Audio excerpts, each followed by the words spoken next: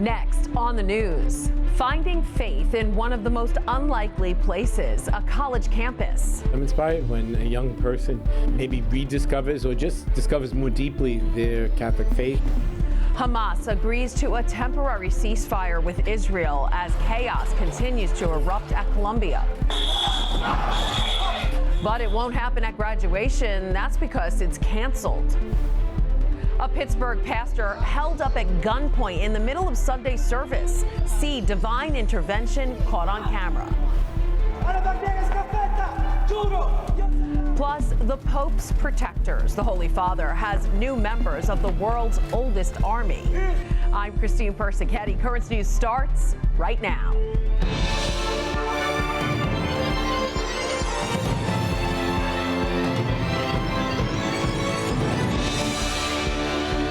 Many young men and women go to university to prepare for a career, but one student at a public college in Queens actually got a lesson in faith. It was there on a secular campus that he rediscovered his love of God. Currents News' Katie Vasquez has the story from Flushing. 4 days a week, Noel Guzman attends Mass at the Newman Center on Queens College's campus. But that is only one stop for Noel. He says he's attending Mass 7 days a week at various other churches. Yeah, whenever I can, I try to squeeze in 2 a day, just try to have my time in peace with God. The college student admits he wasn't always so devout. Although he had received the sacraments of baptism and communion, his family didn't regularly attend church. Growing up, it was Catholic in name, not with practice. When he was a sophomore, a friend invited him to a Protestant Bible study. While Noel didn't feel connected to that faith, the experience did send him on a spiritual journey where he looked into Islam, Lutheran, and Greek Orthodox ideologies. And I remember adamantly researching the papacy. That was the biggest thing for me because that's one of the biggest divides between, the West and the East, I'd say. Shortly after that, I signed up for confirmation classes. And I was confirmed, thank God. So in the beginning of everything. The 23-year-old now helps the altar servers at Mary's Nativity St. Anne Parish in Flushing. The pastor and Newman Center chaplain, Father Jose Diaz, says Noel is a role model for other young people. Yeah, we go to church, we do all these things, but when you kind of sit with it, you make it a priority in your life to really discover this faith, which is something beautiful. I think that's something that's admirable. His dedication also acknowledged by Brooklyn Bishop Robert Brennan. I'm inspired by him and by so many others, but I'm inspired when a young person maybe rediscovers or just discovers more deeply their Catholic faith. And Noel hopes he can inspire other young Catholics who may have lost their way. Despite of their concerns, they get that comfort and that confirmation that it is a true faith. It's beautiful, actually. At Queens College, Katie Vasquez, Currents News. And just to highlight how unique Noel's story is, a Pew Research study has found that nearly 80% of former Catholics leave the church before the age of 23. Hopefully, Noel's story will inspire others to find their faith as well.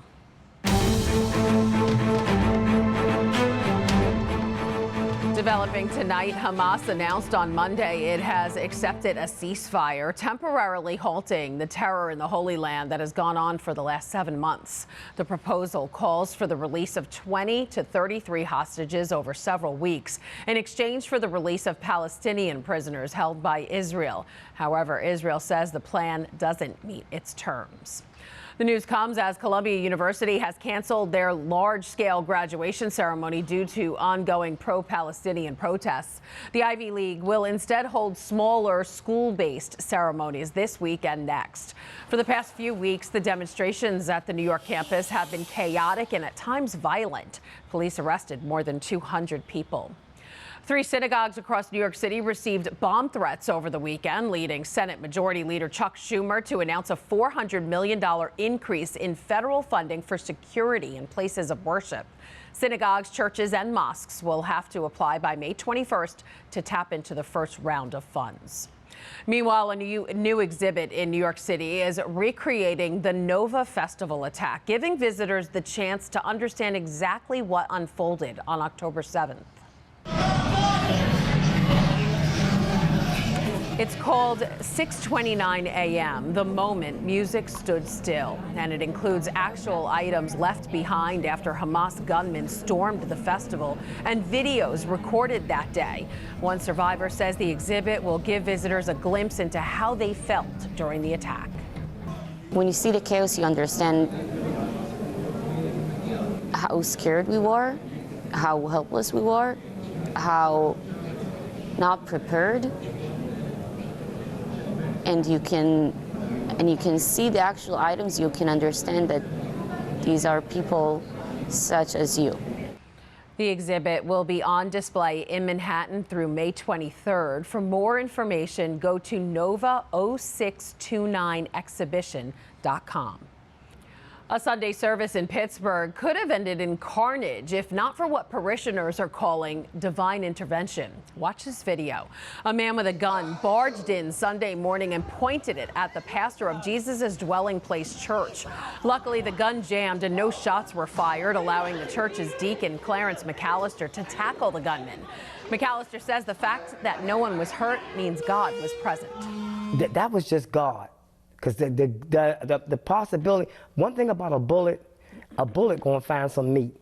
And I don't care if you're aiming at a target or not aiming at a target, a bullet gonna find some meat. The 26-year-old gunman is facing a bunch of charges, including aggravated assault and attempted homicide. Finally tonight, almost 36 new Swiss guards have been sworn in to serve the Pope.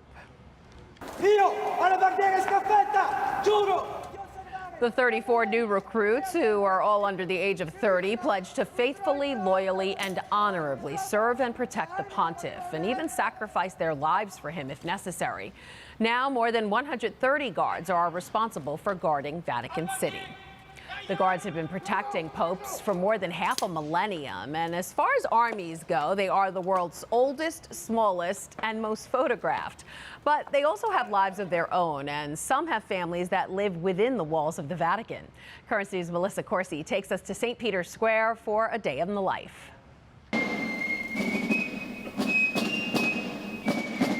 Swiss guards have very rigorous working hours, being constantly on call to protect Pope Francis. Yet they also have a personal life, and around 20 guards have wives and families. Brenda, Janique, and Veronica are 3 of the wives that live within the Vatican walls. They each have 3 children, making up nearly half of the 20 children of Swiss guards living at the Vatican.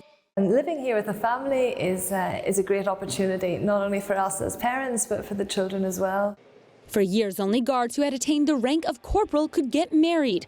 This is because there are a limited amount of larger apartments, which are given to families or married guards. However, that's all changing now with Pope Francis. He accepted the proposal to allow guards to marry after 5 years of service. Before, it was only after being a corporal. Now everyone can get married. Pope Francis himself didn't like this situation much. So it really initiated with him that he wanted to change the rules, and those rules have now been changed. So you no longer have to be a corporal, which means that your professional success is no more linked to your private life as it was before. And I think that's a really good change.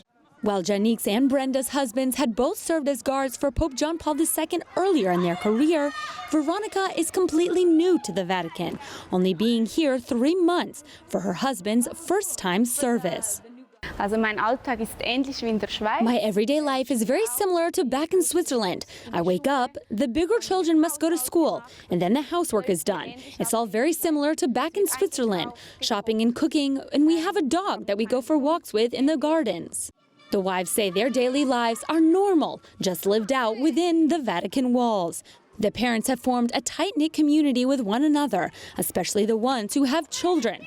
While the Swiss guards protect the Pope daily, the families see him once a year for the Swiss guards swearing-in ceremony on May 6th. On this day each year, new guards are able to join the army of men carefully selected to protect the Holy Father. What an interesting story. That was Melissa Corsi reporting. And that is this Currents News Update. I'm Christine Persichetti. Thank you for joining us, because we are putting your faith in the news. Hope to see you again next time.